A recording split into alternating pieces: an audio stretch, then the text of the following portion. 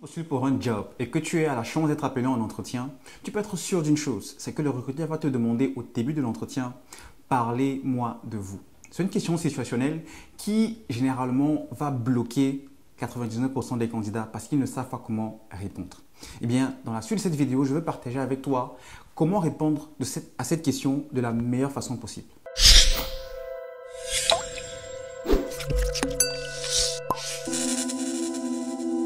Alors, tout d'abord, pour commencer, établissons deux règles principales qui vont t'aider à bien répondre à cette question.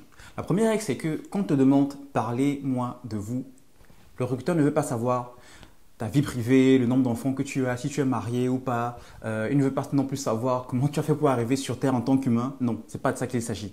Il veut tout simplement savoir ton historique, quel est ton background, quelle est ton expérience professionnelle, tu vois. Donc, il est question ici pour toi de lui dire exactement qu'est-ce que tu as fait, la raison pour laquelle tu es là devant lui aujourd'hui au cours de cet entretien pour le poste pour lequel il recherche un candidat. Donc, c'est ça qu'il est question ici.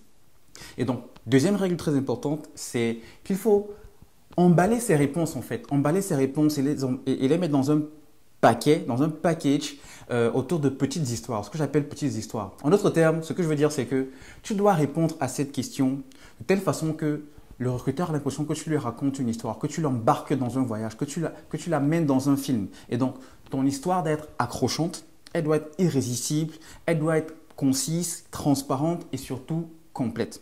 Ok, maintenant qu'on a établi les deux règles principales, les deux règles de base, rentrons dans le vif du sujet avec les 4 astuces que tu dois suivre pour vraiment bien répondre à cette question situationnelle. Donc, commençons avec la première astuce.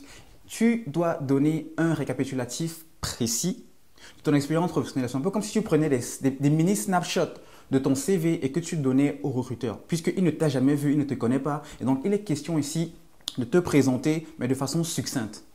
Donc, tu dois donner l'entreprise dans laquelle tu travailles, le rôle que tu as eu au cours de cette expérience, le nombre d'années que tu as fait à cette position ou dans ce job et les responsabilités que tu avais. Donc, par exemple, prenons un exemple, je ne sais pas, tout bête comme ça, là, quelque chose que je fabrique là comme ça, là, je make up, pour te donner en fait une idée. J'ai commencé ma carrière en tant qu'analyste financier il y a 5 ans chez ABC Société, où j'ai eu en charge toutes les tâches liées au cycle comptable, les procédures de clôture mensuelle et j'ai assisté dans l'élaboration du budget et du planning chaque mois. Donc ça, c'est un exemple pour te donner une idée en fait de comment tu dois présenter ce snapshot professionnel-là. Et donc pour chaque expérience que tu as eue, depuis que tu as commencé à bosser jusqu'à l'heure actuelle où tu te retrouves devant le recruteur, tu dois faire la même chose pour chacune de ces expériences-là. La deuxième astuce consiste à raconter ces petites histoires de façon à ce qu'elles soient réalisation oriented ou achievement ou goal oriented. En d'autres termes, je veux dire par ici que quand tu racontes tes petites histoires en donnant le snapshot de ton expérience professionnelle au recruteur, tu dois incorporer dans tes réponses aussi quelque chose que tu as accompli, une réalisation que tu as faite. Une fois que tu as donné l'entreprise où tu as travaillé, le job que tu avais, les responsabilités, tu dois suivre en donnant exactement une responsabilité majeure ou un principal objectif que tu as atteint. Et donc, généralement, quand on va parler d'objectifs, d'achievement, de goal oriented, ça peut d'emblée intimider, mais ce n'est pas le cas. Tout simplement, ici, il s'agit de dire toute chose que tu as faite ou bien toute fois que tu as réalisé quelque chose ou bien que les tâches que tu menais dans ton équipe, dans ton job de tous les jours, ont eu pour résultat de faire gagner soit du temps, soit de faire gagner de l'argent, soit d'augmenter la profitabilité de l'entreprise de façon directe ou indirecte.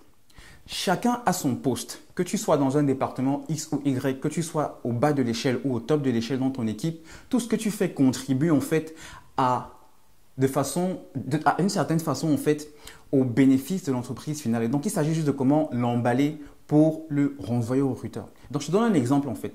Dans la suite de ce que tu as dit tantôt à l'astuce 1, voici comment tu dois continuer. Dans ce rôle, l'une des réalisations majeures dont je suis particulièrement fier a été la réduction du temps passé sur les procédures de clôture mensuelles que j'ai fait en développant un modèle Excel qui automatise une grosse partie du process. Ça a fait gagner 30% de temps ou alors un jour par mois à toute l'équipe. Donc, dans l'exemple, en fait, tu montres exactement que dans tes tâches de tous les jours, voilà ce que j'ai réalisé et voilà ce que ça a donné comme résultat, non pas seulement pour moi, mais pour l'équipe ou alors pour le département. Troisième astuce. Dans la troisième astuce ici, il est question, maintenant que tu as donné un snapshot de ton expérience professionnelle, que tu as montré que tu es goal-oriented, il est question aussi de montrer au recruteur que tu sais exactement ce dont il recherche pour le poste qu'il est en train de recruter. Et donc, en continuant avec l'exemple que j'ai pris, voici comment ça va se formuler. Je comprends que pour ce poste d'analyse financier senior que vous recherchez, vous avez besoin de quelqu'un qui a des compétences excellentes en amélioration de process.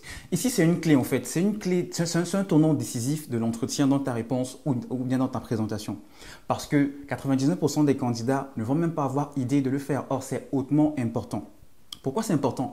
Parce que psychologiquement, tu es en train de créer une connexion avec le recruteur. Tu n'es plus juste là en fait pour parler. Tu es en train de t'adresser à eux directement en disant non seulement les gars, je suis conscient de mes capacités, je suis conscient de mes compétences, je suis conscient de mes réalisations, mais je vais plus loin en vous disant exactement le besoin pour lequel vous avez, le besoin que vous avez dans votre entreprise, bien dans votre équipe. Et donc, c'est ça qui te donne l'avantage compétitif. À ce moment-là, quand tu joues cette carte, tu passes super guerrier, comme son coup dans DBZ, tu te rappelles?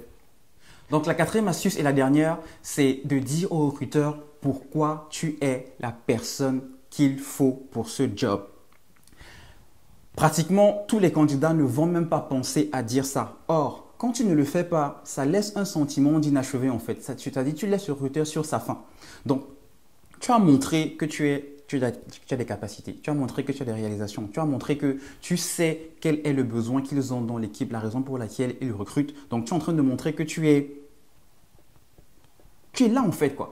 Donc maintenant, il faut ajouter la cerise sur le gâteau, the icing on the cake, comme on dit. Donc à ce moment-ci, tu dois lui dire, même si tout ce que tu as fait jusqu'ici dans la présentation montre que tu es quelqu'un qui a de très bonnes chances d'être retenu pour le poste, tu dois le dire parce que ça continue de sceller l'avantage compétitif que tu as fait dans l'astuce 3. Et donc, poursuivre avec l'exemple que j'ai pris au début de cette vidéo, voici comment ça va se formuler.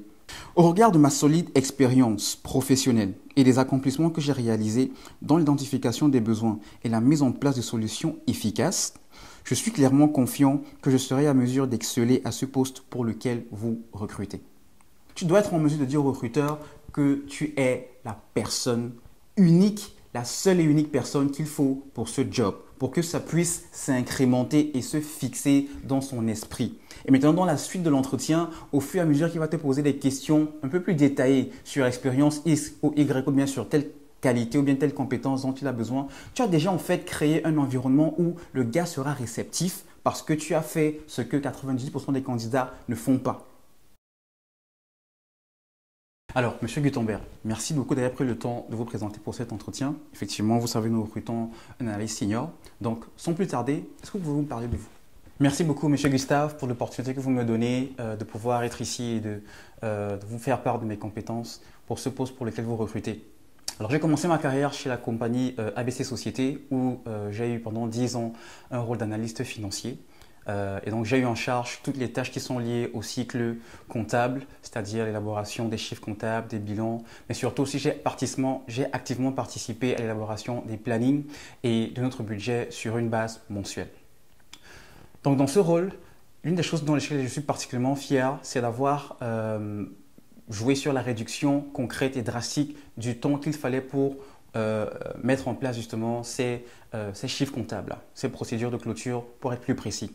Donc jusqu'ici, ça nous prenait pratiquement 3 jours pour pouvoir réaliser ces travaux de clôture mensuels. Mais grâce à moi, en développant une macro sur Excel qui a permis d'automatiser une grosse partie de ce process, nous avons pu gagner non seulement 30% du temps dans mes tâches individuelles, mais aussi à l'entièreté de l'équipe. Et donc, au final, ça fait un jour de plus qu'on gagnait dans toute l'équipe. Je comprends que pour ce poste, vous recrutez un analyste finance senior et que le plus gros besoin que vous avez, c'est quelqu'un qui a d'excellentes compétences dans tout ce qui est automatisation de process, dans tout ce qui est procédure de clôture mensuelle, bilan comptable, etc., etc.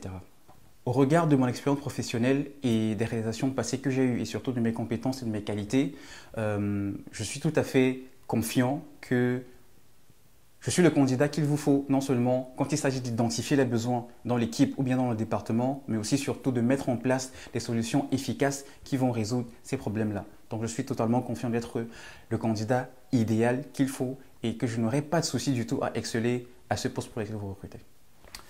C'est un bon.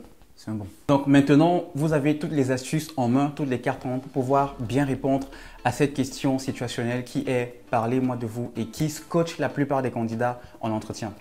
Au fait, d'ailleurs, est-ce que tu as même d'ailleurs un bon CV et que tu es sûr que ton CV te permettrait de décrocher des entretiens de façon systématique? Si tu doutes, je t'invite à regarder la vidéo que j'ai faite il y a quelques temps sur les 5 stratégies de CV qui te permettent de décrocher des entretiens à coup sûr. Je vais mettre le lien dans la vidéo, le lien de cette vidéo dans la description juste en bas ou quelque part là-haut. Donc n'hésite pas à cliquer si tu doutes.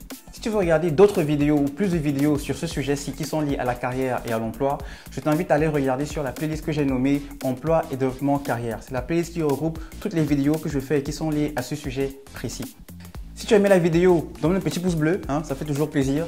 Et surtout, partagez les amis, partagez cette vidéo autour de vous, des personnes dont vous savez cette vidéo pourra apporter de la valeur ajoutée et donner un peu plus de stratégie, un peu plus de cartes pour qu'ils puissent avancer dans leur recherche d'emploi. Je vous dis à la prochaine vidéo. D'ici là, portez-vous bien. Allez, ciao. Merci beaucoup, Monsieur Gustave, de me donner l'opportunité de me présenter pour cet entretien. Donc, je me présente Alain